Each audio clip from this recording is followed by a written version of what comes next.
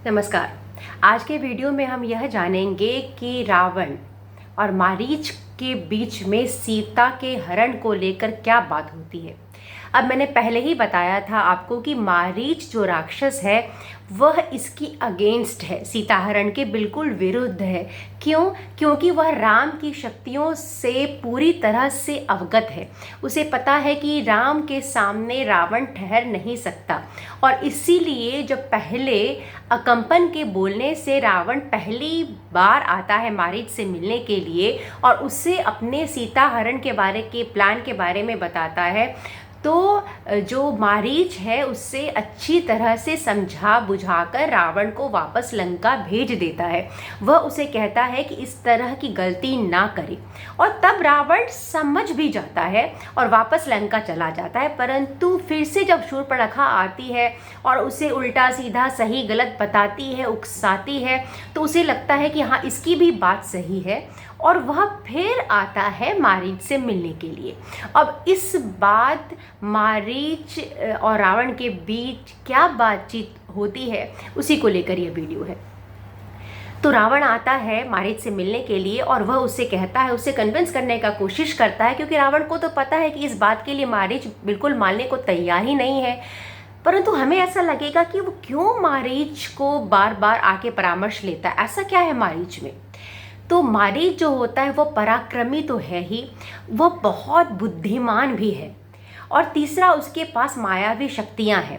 और वो इतना बुद्धिमान है कि कहीं ना कहीं रावण को लगता है कि इस प्लान के एग्जीक्यूशन में मारीच की ज़रूरत है उसे, क्योंकि वो एक तो मायावी राक्षस है, दूसरा पराक्रमी है, और तीसरा वो इतना बुद्धिमान है कि यदि प्लान में कभी कुछ उलटफेर या कुछ भी हुआ, या उसे ऐसा रावण को लगता होगा कि वो शायद उसे ठीक कर सकता है, उसके अंदर वो कैपेबल है पूरा प्लान के एग्जीक्यूशन के लिए, और बहुत ही स्ट्रांग है, उसका एक सपोर्टर है।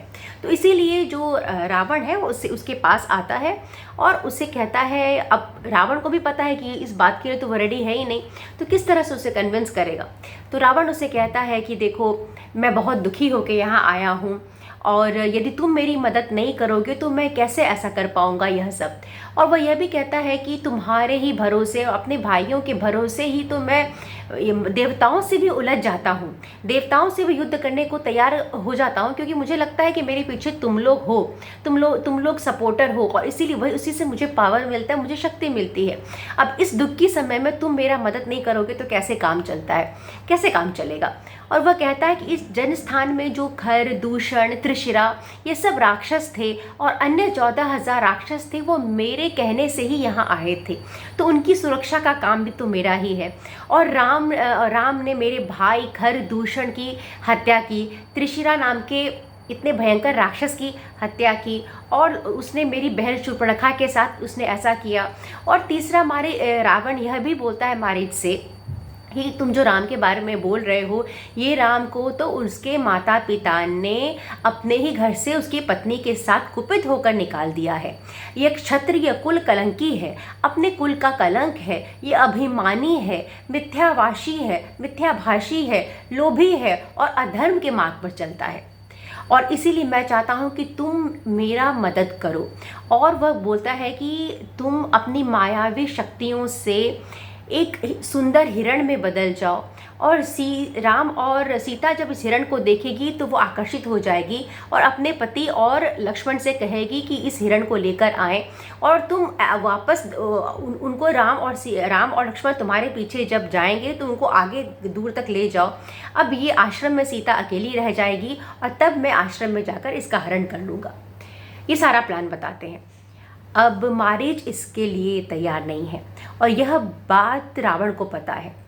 अब मारीच जब ये सुनते हैं तो बिल्कुल ही व्यथित हो जाते हैं, उनका मुंह सूख जाता है, क्योंकि उनको पता है कि यदि इस तरह का कुछ भी एक्ट राम ने किया तो इसका परिणाम क्या होगा, जो इसके कॉन्सिक्वेंसेस होंगे वो कितना अधिक घातक होगा। और उन्हें पता है कि यदि ऐसा कुछ भी होता है तो पूरा जो राक्षस का वंश ही खत्म हो जाएगा, राक्षस पूरा संहार हो जाएगा राक्षसों का। वह फिर से समझाने का कोशिश करता है रावण से, और वह कहता है कि रावण, किसी भी राजा के सामने अर्थात किसी भी पावरफुल व्यक्ति के सामने जब उसके जैसा कोई बात करता है ना, तो ऐसे कई सारे लोग मिलते हैं। पर किसी शक्तिशाली व्यक्ति के सामने उसके विरुद्ध बात किया जाए, उसी के हित के लिए, ऐसे बहुत कम लोग होते हैं। वह कहना चाहता है कि मैं मारीच, कि मैं तुम्हारा हितैषी हूँ, तुम इतने पराक्रमी हो यह मुझे ज्ञात है, फिर भी मैं तुम्हारे विरुद्ध में तुम्हारे हित के लिए ही खड़ा हूँ। तुम यह क्यों नहीं समझते रावण? तुम यह क्यों नहीं समझते कि मैं भी चाहता हूँ कि राक्षस जो जाति है वो सुरक्षित रहे राम से, और इसीलिए मैं बार बार तुमसे विनती कर रहा हूँ कि तुम इस तरह की कोई अधर्म की बात मत सोचो। तुम वापस अपनी स्त्रियों के साथ अपने लंका में जाओ, वहाँ प्रसन्न रहो और राम को उसकी स्त्री के साथ छोड़ दो। यदि राम का एक नज़र भी तुम पर पड़ गया तो तुम्हारे जीवन का अंत वहीं हो जाएगा, और तुम्हारे इस अपने ही हिसाब से तुम जो आचरण करना चाहते हो, जो स्वेच्छाचारी आचरण करना चाहते हो, इससे पूरा जो राक्षस वंश का नाश हो जाएगा। सिर्फ तुम अपने एक जिद के लिए पूरे ही समाज का, पूरे ही राज्य का तुम नाश करना चाहते हो, जो कि बहुत ही गलत है। और मैं तुम्हारा मित्र हूँ, मैं तुम्हारा हितैषी हूँ, मैं तुम्हारा दुश्मन नहीं हूँ। इसी कारण मैं तुमको रोक रहा हूँ, क्योंकि मुझे पता है कि इसका परिणाम क्या होगा। ये सब मारीच रावण के सामने कहता है, परंतु रावण तो इसे मानते ही नहीं है। मारीच को समझ में नहीं आता कि भाई इसको कन्विंस कैसे किया जाए, किस तरह से इसे समझाया जाए।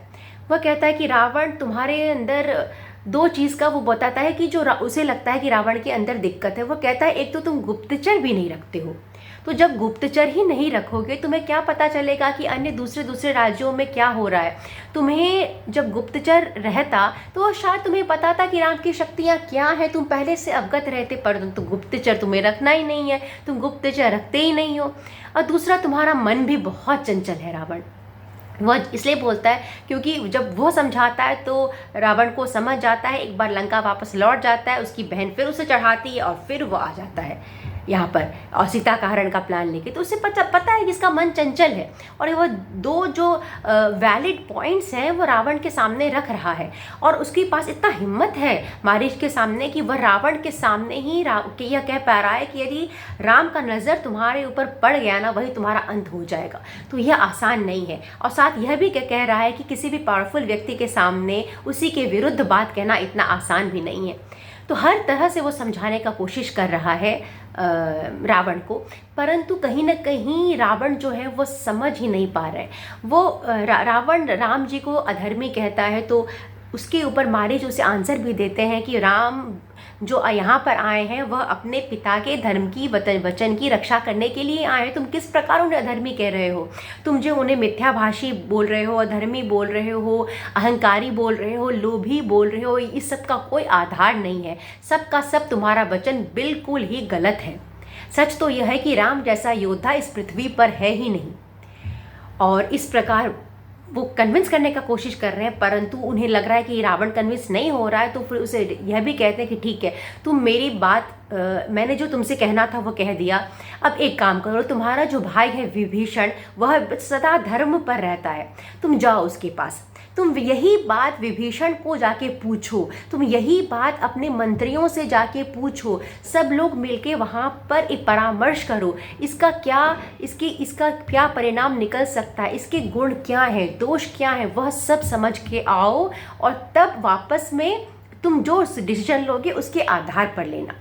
तो इस तरह से मारीच बहुत ही अच्छे ढंग से रावण को समझा रहे हैं। मारीच के लिए भी आसान नहीं है इतना हिम्मत करके इतना सच बोलना इतने पावरफुल आदमी के सामने, इतने पावरफुल राक्षस के सामने परंतु वह फिर भी बोल रहे हैं। अब आगे कहानी में क्या होता है, हमें पता है कि रावण तो उनकी बात मानता नहीं है, परंतु ये कहानी कैसे आगे डेवलप होती है यह मैं आपको अपने अगले वीडियो में बताऊंगी। मुझे सुनने के लिए बहुत बहुत धन्यवाद।